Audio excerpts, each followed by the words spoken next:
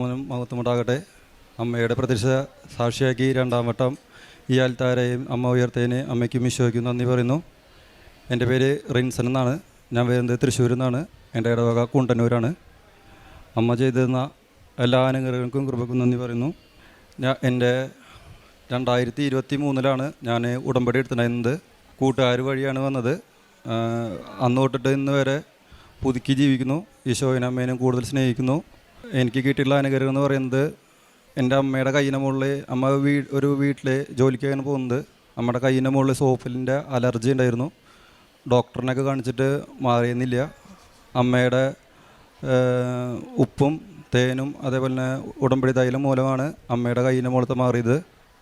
അതേപോലെ തന്നെ എൻ്റെ ചേച്ചിക്ക് വീടിൻ്റെ തൊട്ടപ്പുറത്ത് സ്ഥലം മേടിക്കാൻ ആഗ്രഹം ഉണ്ടായിരുന്നു. അവിടുത്തെ വീട്ടിലെ ചേട്ടൻ കൊടുക്കണില്ല എന്നാണ് പറഞ്ഞിരുന്നത്. അമ്മയുടെ ഉപ്പിട്ടിട്ട് പ്രാർത്ഥിച്ചു, വിശ്വാസപ്രമാണം ചൊല്ലി പ്രാർത്ഥിച്ചു.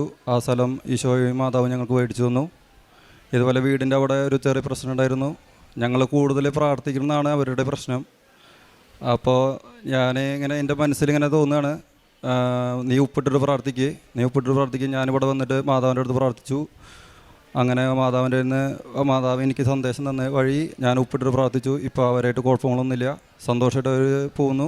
അവർക്ക് നമുക്ക് ആരെയും ശത്രുതയെ വിചാരിച്ച് ജീവിക്കാൻ എനിക്ക് ആഗ്രഹമില്ല. പണ്ടത്തെ ഒരു സ്വഭാവം വെച്ചിട്ട് ഇപ്പോൾ കൂടുതൽ ദൈവത്തിലേക്ക് അടുത്ത കാരണം, ഈശോയിനും അമ്മേനെയും അറിയണ കാരണം എനിക്ക് കൂടുതൽ ആരിനെ അങ്ങനെ ദ്രോഹിക്കാൻ താല്പര്യമില്ല. പിന്നെ കൂട്ടുകാരന്മാരുടെ കല്യാണം നടക്കാത്തതിൻ്റെ പ്രശ്നം ഉണ്ടായിരുന്നു. വയസ്സ് 34 വയസ്സ് 36 വയസ്സായ ചേട്ടന്മാരുണ്ടായിരുന്നു. നമുക്ക് വേണ്ടപ്പെട്ട ചേട്ടന്മാരായിരുന്നു. അവരുടെ വിവാഹം അമ്മ വഴി ഈശോ വഴി നടത്തി കൊടുത്തു. കാരുണ്യ പ്രവൃത്തികൾ ഞാൻ വൃദ്ധസദനത്തിലേക്ക് പോകാറുണ്ട്. അവിടെ പോയിട്ട് അമ്മച്ചമാരും അപ്പച്ചമാരും കുളിപ്പിക്കും. അവർക്ക് ഞാൻ കുളിപ്പിക്കാൻ വന്നില്ലെങ്കിൽ ഭയങ്കര വിഷമമാണ്. അപ്പോൾ അവർ നീ അടുത്ത ആഴ്ച വരണം കേട്ടോ, അല്ലെങ്കിൽ ഇട ദിവസങ്ങൾ വരണം. അങ്ങനെ ഏറ്റവും കൂടുതൽ അവരെന്നെ അപ്പച്ചന്മാരും അമ്മച്ചമാരും സ്നേഹിക്കുന്ന കാരണം നമ്മൾ കൂടുതൽ അവരുടെ അടുത്തേക്ക് പോവും. പിന്നെ ഇതേപോലെ രോഗികളായി കിടക്കുന്ന ആൾക്കാരുണ്ടെങ്കിൽ പോവും.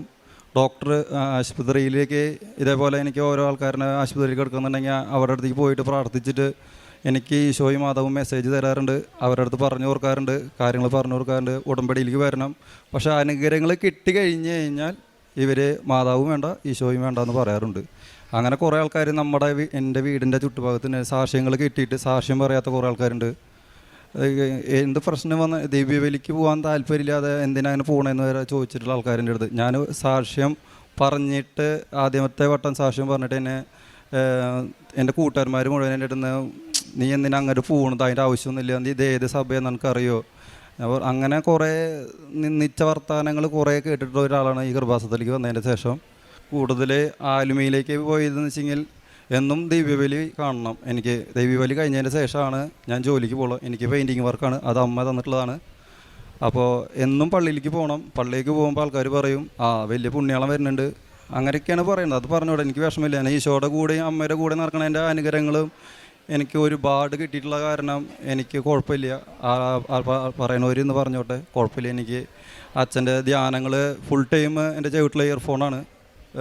ധ്യാനങ്ങൾ അല്ലെങ്കിൽ സാക്ഷ്യങ്ങൾ, അതുപോലെ തന്നെ വിജയകുമാർ സാറിൻ്റെ ധ്യാനങ്ങൾ, ടോക്കുകൾ, അങ്ങനെയൊക്കെയാണ് നമ്മുടെ കൂടുതൽ ജീവിതം നയിക്കുന്നത്.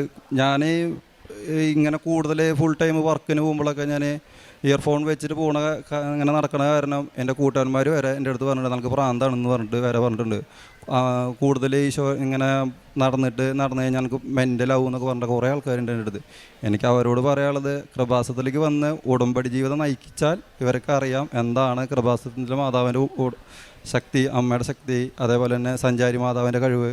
എനിക്ക് ആക്സിഡൻ്റ് ഉണ്ടായി 2-3 വട്ടം എനിക്ക് ആക്സിഡൻ്റ് ഉണ്ടായിട്ടുണ്ട്. അതിനൊക്കെ എനിക്ക് മെസ്സേജുകൾ തരും, ഇന്ന പ്രശ്നം ഉണ്ടാവും, നീ പേടിക്കണ്ട. പക്ഷേ നമ്മളെ സംരക്ഷിക്കാൻ സഞ്ചാരി അമ്മ എന്ന് പറയുന്നത് വെറുതെ പറയുന്നില്ല. സഞ്ചാരി അമ്മ അത്രയും നമ്മൾ വിശ്വസ്തത ദൈവത്തിനോട് കാണിക്കുന്നുണ്ടെങ്കിൽ, വിശ്വസ്ത അമ്മയോട് ഈശോടും കാണിക്കുന്നുണ്ടെങ്കിൽ നമ്മുടെ കൂടെ തീർച്ചയായിട്ടും ഉണ്ടാവും എന്നുള്ള ഉറപ്പുണ്ട് എനിക്ക്. കാരണം ഞാൻ അങ്ങനെ നടന്നിരുന്ന ഒരു വ്യക്തിയാണ്. എൻ്റെ നാട്ടുകാരുണ്ട് ഇവിടെ, ഞാനിവിടെ സാക്ഷ്യം പറയുമ്പോൾ. അപ്പോൾ ഏറ്റവും കൂടുതൽ ഉടമ്പടിയിൽ വന്നതിൻ്റെ ശേഷമാണ് ഞാൻ ആത്മീയയിലേക്കായാലും കൂടുതൽ എല്ലാ കാര്യങ്ങൾക്കും, ദൈവിക കാര്യങ്ങളൊക്കെ ആയാലും മനുഷ്യനെ തിരിച്ചറിയാനുള്ള കാര്യങ്ങളൊക്കെ ഉടമ്പടിയിൽ വന്നതിന് ശേഷമാണ്. പിന്നെ നല്ലൊരു മദ്യപാനികയായിരുന്നു ഞാൻ. അത്യാവശ്യം എനിക്ക് 30 വയസ്സായിട്ടുള്ളൂ. അതിന് മുന്നേ അത്യാവശ്യം ഞാൻ 2023 ഞാൻ ഉടമ്പടി എടുത്തത്. അന്ന് തൊട്ടിട്ട് ഇന്നേ വരെ ഞാൻ മദ്യപാനം അങ്ങനെ ദുശീല സാധനങ്ങളൊന്നും എനിക്ക് ആ ഭാഗത്ത് വരെ നിൽക്കില്ല ഞാൻ, കാരണം തലവേദന തുടങ്ങും. എനിക്ക് അമ്മ തന്നിട്ട് ഒരു അനുഗ്രഹമാണത്. കാരണം ആ ഭാഗത്തുനിന്ന് പൈശാശക്തിയുള്ള ഭാഗമാണ് ആ ഭാഗം. അപ്പം നമ്മൾ അവിടെ നിന്ന് പോവും. ഞാൻ പിള്ളേരുടെ അടുത്ത് പറയാറുണ്ട്, ഇത് കുടിച്ചിട്ട് കാര്യമൊന്നുമില്ല, നിങ്ങൾ ഈശോനെ മാതാവിനെ കൂടുതൽ സ്നേഹിക്കണം എന്നൊക്കെ അങ്ങനെ പറഞ്ഞു കൊടുക്കാറുണ്ട്. ഇനി ഉടമ്പടിയിൽ തന്നെ ജീവിക്കുന്ന ആഗ്രഹമുണ്ട്, മരണം വരെ ഉടമ്പടിയിൽ ജീവിക്കുന്ന ആഗ്രഹമുണ്ട്. എനിക്ക് ചെയ്തു തന്ന ഒരുപാട് അനുഗ്രഹങ്ങൾക്കും കൃപകൾക്കും ഈശോയുടെ കൂടെ നടക്കാൻ കൃപ തന്നതിനും, എനിക്ക് ദിവ്യബലിയൊക്കെ പോകാണ്ടിരുന്നു കഴിഞ്ഞാൽ ശരിക്കും നമുക്ക് ഈശോനെ കുത്തിയ പോലെ ഹാർട്ടിലൊരു വേദനയാണ് എനിക്ക്. ഞാനങ്ങനെ അതുകൊണ്ടാണ് എന്നും ദിവ്യക്ക് പോകുന്നത്. എല്ലാവരോടും ഞാൻ പറയാറുണ്ട്, ഉടമ്പടി ജീവിതം നയിച്ചുകൊണ്ടിരിക്കുന്ന ആൾക്കാരോട് ഞാൻ പറയാറുണ്ട്, ഉടമ്പടി തെറ്റിക്കരുത്, ദിവ്യബലിക്ക് പോകണം, പ്രേക്ഷിതപ്രവൃത്തിക്ക് പോകണം. എനിക്ക് ഇനിയുള്ളൊരു ആഗ്രഹമാണ് അകട്ട ജപമാല ഗ്രൂപ്പ് തുടങ്ങണമെന്ന്. ദൈവിക കാര്യങ്ങളിൽ കൂടുതൽ ചിന്താഗതിയായിട്ട് നടക്കുന്നു. ആ ഡെയിലി ബ്രെഡ് കാണാറുണ്ട്. സാക്ഷ്യങ്ങൾ ഫുൾ ടൈം ഇയർഫോണുള്ള കാരണം സാക്ഷ്യങ്ങളൊക്കെ കേൾക്കാറുണ്ട്. അച്ഛൻ്റെ ധ്യാനങ്ങൾ ഒന്നും ഒഴിവാക്കില്ല ഞാൻ. ഇതെന്നാൽ ഈശോയ്ക്കും കൃപാസന അമ്മയ്ക്കും കോടാന നന്ദി പറയുന്നു.